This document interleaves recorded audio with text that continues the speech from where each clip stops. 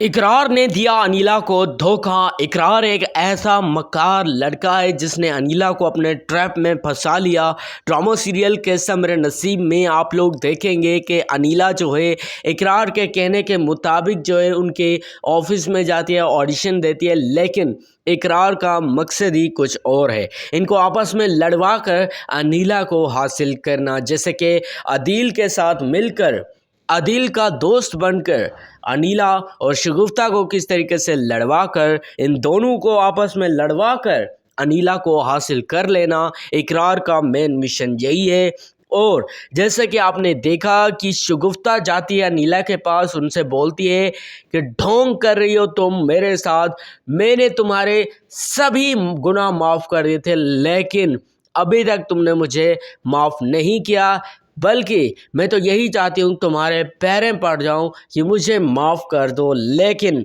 अनीला बोलती है कि अम्मी मैंने तुम्हें माफ़ कर दिया है, अम्मी मैंने तुम्हें माफ़ कर दिया है, बात सुनो मेरी। लेकिन ये जो लोग हैं जो जिनके कहने के मुताबिक तू ये सब कुछ कर रही है, मैं तो बस ड्रामा कर रही थी, सिर्फ़ और सिर्फ इसी वजह से आपने समझा कि ये जो है मैं तुम्हारे ख़िलाफ़ बोल रही थी। ऐसा बिल्कुल भी नहीं है, बल्कि मैं अपने ड्रामा की ऑडिशन के लिए अपने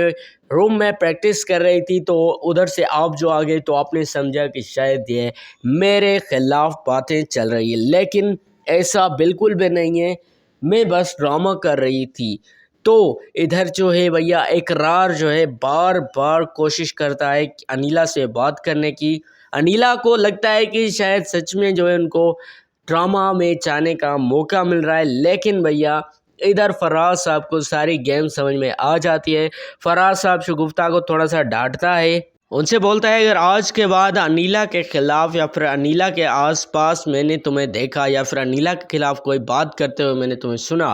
तो मैं तुम्हारे साथ अच्छा नहीं करूँगी। ये सब सुनकर शगुफ्ता बहुत ज़्यादा परेशान हो जाती है। शगुफ्ता को लगता है अब मेरा खेल शायद ख़त्म हो चुका है, लेकिन असल खेल तो अब शुरू हुआ है, क्योंकि शगुफ्ता आमना के साथ मिलकर किस तरीके से सीक्रेटली आमना को अपने घर में बुलाती है, क्योंकि इज़हार ने तो आमना को निकाल दिया है इधर जो है। और इधर जो है होता यह है कि रूबी जो है इज़हार को सीधा सीधा बोल देती है कि निकल जाओ मेरे घर से अम्मी का जनाजा देख के, और अगर आइंदा तुम मेरे आसपास दिखे या फिर नज़र आए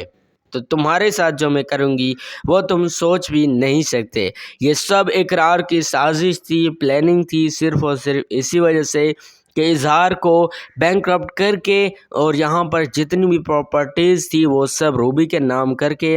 इधर ये रूबी का नाम कर रहा है और उधर अनीला के साथ चक्कर चल रहा है। मतलब कि एक तीर से दो शिकार कर रहा है, रूबी के साथ भी शादी करेगा, अनीला के साथ भी चक्कर चला रहा है इकरार चौधरी। लेकिन यहाँ पर इज़हार थोड़ा सा सोचता है और उनको थोड़ा सा समझाता है रूबी को कि देखो कोई भी एरा गैरा आके 2-3-4 दिन रहकर ऐसे कोई भी काम नहीं करता, इसका कोई मकसद है, कोई मतलब है, इसी वजह से तो इन्होंने हम सारे जो घर बाती हैं, हम सारे घर वालों को जो है आपस में ही लड़ा के रख दिया है। तो रूबी बोलती है ऐसा नहीं है, तुम्हारी जो बेबी है किस तरीके से ज़्यादती की थी, मेरे बाप को जो है सीढ़ियों से धक्का दिया था, उसके बाद जो है हम दोनों चुप रहे हैं अम्मी और मैं, लेकिन अब और नहीं चुप रहेंगे, क्योंकि अब हमारी बर्दाश्त का पैमाना लबरेज हो चुका है। अब जो है मैं आपको फाइनली बता दे रही हूँ, अगर अब आप इस घर में रहना चाहते हैं तो अपनी बीवी को लेकर यहाँ से चले जाएं, नहीं तो जो हश्र जो हाल हम करेंगे तुम्हारे साथ भाई वो आप सोच भी नहीं सकते। इज़हार बहुत ज़्यादा गुस्से से वहाँ से तो चला जाता है, लेकिन एक बात उनके दिमाग में हमेशा क्लिक कर रही होती है कि किस तरीके से इकरार चौधरी को अपने वश में कर लें, इकरार चौधरी को अपने काबू में कर कर किस तरीके से इस घर पर दोबारा से मैं अपना कब्ज़ा जमा लूँ और रूबी को इस घर से निकाल कर, और जो कि अनीला का शौहर है आदिल, उनके साथ मिलकर इकरार चौधरी का भांडा फोड़ दूँ। लेकिन ये सब बातें इकरार चौधरी सुन रहा होता है, क्योंकि उनको भी तो कोई बता रहा होता है, कोई उनका भी तो जासूस छुपा बैठा हुआ है हर जगह।